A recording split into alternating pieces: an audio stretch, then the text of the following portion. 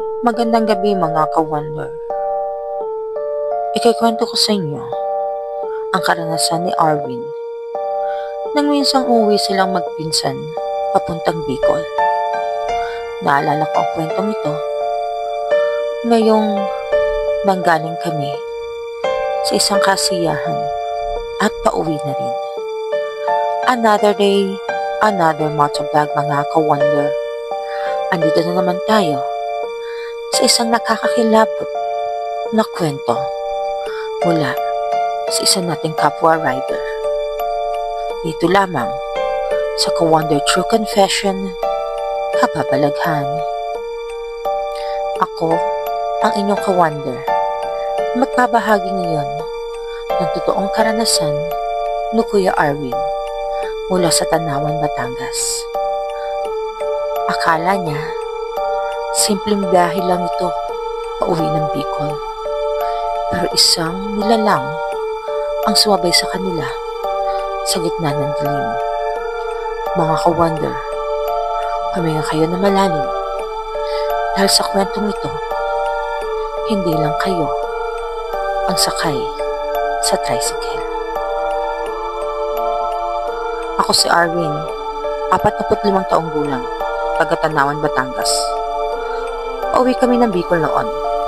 Galing kaming Maynila pa. At gabi na yun. Mga madaling araw siguro. Bandang 1:30. Habang binabagtas namin ang madilim at mapanganib na kalsada ng Ragay, Camarines Sur. Kasama ko sa biyahe ang pinsan ko si Jonathan, driver ng tricycle, at 3 bata. Ako naman, nakamotor, walang angkas. Nakasunod lang ako sa kanila. Maayos ang agwat namin, sapat para makita ko ang kalsadang binabibay namin. Madilim, malamig, at parang may ibang presensyong umaaligid. Habang binabaybay namin ang daan, sa gilid ng mata ko, may puting anyo. Napapansin ko talaga to. Tumawid, pero parang hindi lumalapat ang paa sa lupa.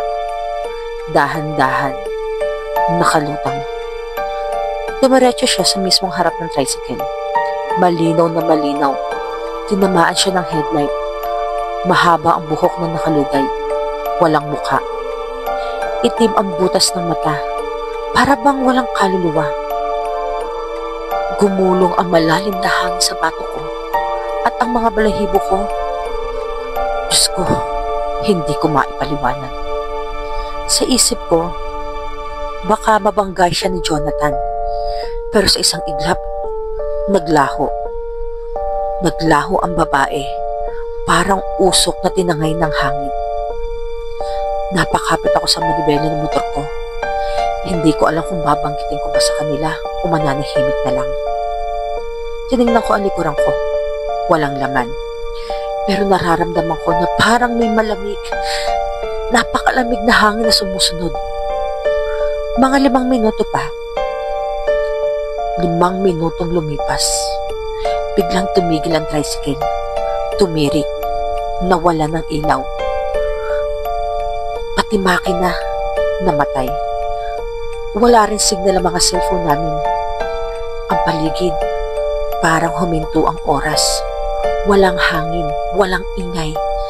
Tanging tunog ng huni ng ibong uwak mula sa di kalayuan ang narinig namin. Lumapit ako. Tol, bakit tumigil? Tanong ko. Si Jonathan, pawisan kahit malamig. Wala pre, bigla na lang namatay. Bago to ha. Hindi dapat to basta-basta tumirik. Kaya nga ilo-long ride natin sa Bicol. Bago pa. Pero ba't ganito? Sinubukan niyang sipain uli ang starter. Ilang ulit, wala. Pagkatapos halos na 5 tadyak, bigla itong umilaw. Pero pasuray-suray ang ilaw. Parang may pumipigil sa makina. Pero ang hindi ko makakalimutan ay ang mga bata sa loob ng tricycle. Nanginginig sila. Isa, yakap ang sarili. Yung isa, umiiyak ng Walang dahilan. Sabi ng bunso, may nakasakay na babae sa tabi ko. Malamig siya. Di siya nagsasalita. Nagkatinginan kami ni Jonathan. Kinilabutan. Natakot kami pareho. Limungan kami pareho sa tricycle.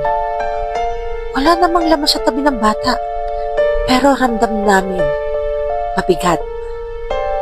Ramdam ang kakaibang presensya. Tahimik lang ako. At nagdasal sa isip, Diyos ko, iligtas niyo po kami. Kahit anong mangyari, ihatid niyo po kami ng buo. Habang patuloy ang biyahe, sobrang lamig ng paligid. Si Jonathan, nagsuot na ng jacket. Tol, sabi niya, iba to. Hindi to normal. May nararamdaman akong nakaupo. Nakaupo siya sa likod ko. Seryoso. Yung upuan ko, parang may mabigat. Parang may nakasandal. Hindi ko na sinabi ko ano ang nakikita ko sa kanila. Hindi ko rin sinabi na habang tumatakbo ang tricycle nila, nakikita ko sa salamin ng babae, nakasabit sa gilid ng tricycle. Nakangiti, walang mata. Pero pinilit namin tumuloy ang biyahe. Nagdasal kami habang lumilipas ang bawat kilometro. Salamat sa Diyos. Nakarating kami sa presentasyon Camarines Sur. Kinakabahan ako nang inamin ko kay Jonathan, Tol, nakita ko yung white lady, nakalutang. Muntik niyo pa nga mabangga eh. Pero sa'yo siya sumama, hindi sa akin. Tumahimik siya. Namutla. Yung pala yun. Kaya pala ang lamig. Kaya pala yung mga bata umiiyak. Hindi ko alam kung paano. Hindi ko alam kung paano ko makaka-recover mula doon sa experience na yun. Pabalik namin ng Batangas. Huminto kami sa isang kainan sa gilid ng kalsada sa Ragay.